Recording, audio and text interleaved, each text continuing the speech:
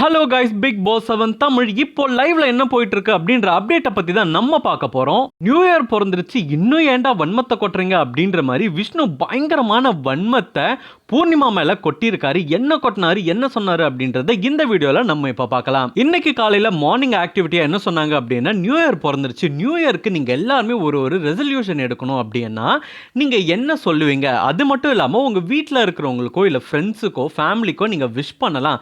யாருக்கு விஷ் பண்ண போறீங்க அப்படின்றதெல்லாம் சொல்லுங்க அப்படின்ற மாதிரி சொன்னாங்க. ஃபர்ஸ்ட் அர்ச்சனா தான் ஸ்டார்ட் பண்ணாங்க. அர்ச்சனா ஸ்டார்ட் பண்ணி என்ன சொன்னாங்க அப்படின்னா, என்னோட ஃபேமிலி, அம்மா, அப்பா, அக்ஷயா, என் தங்கச்சி எல்லாருக்குமே வந்து ஹாப்பி நியூ இயர், என்னோட ஃப்ரெண்ட்ஸுக்கு எல்லாமே ஹாப்பி நியூ இயர் நான் சொல்லிக்கிறேன். எல்லாருக்கும் விஷ் பண்ணிட்டு அர்ச்சனா என்ன சொன்னாங்க ரெசல்யூஷன் அப்படின்னா, நான் வந்து ஃபிசிக்கலாக வந்து ரொம்ப ஸ்ட்ராங்காக இல்லையோன்னு நான் நினைக்கிறேன்.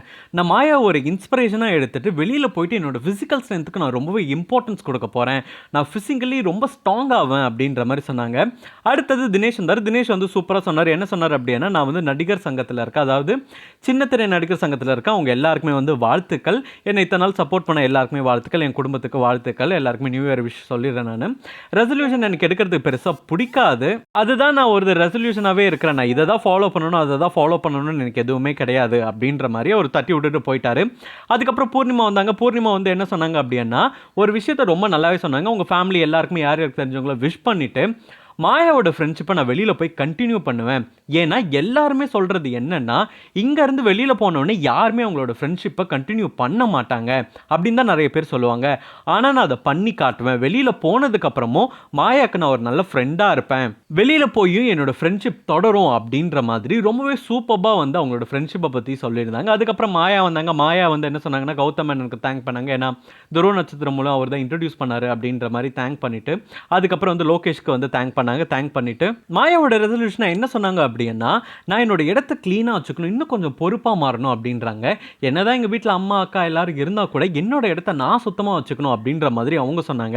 அதுக்கப்புறம் விசித்ரா வந்தாங்க. விசித்ரா வந்து என்ன சொன்னாங்க அப்படின்னா, எங்கள் வீட்டில் எங்கள் ஃபேமிலியில் எங்களுக்கு ஒரு பெரிய ஆசை என்ன அப்படின்னா, நாங்கள் வந்து ஒரு ரெஸ்டாரண்ட் ஆரம்பிக்கணுன்றது ரொம்ப பெரிய ஆசையாக இருந்துட்டு வருது.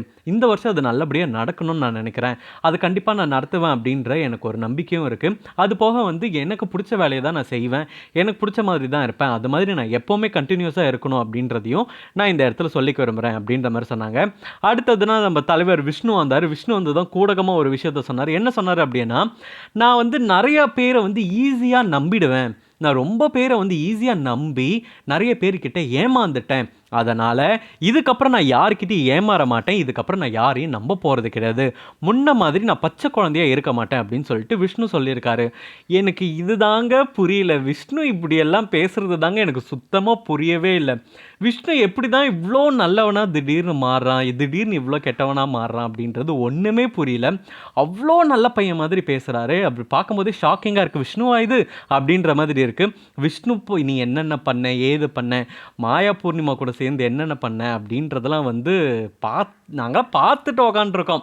விஷ்ணு அப்படியே அம்பியா மாறுறாரு, அந்நியனாக மாறுறாரு, அந்நியத்தின் டு தி கோராக இருக்காரு அப்படின்னு தான் சொல்லணும்.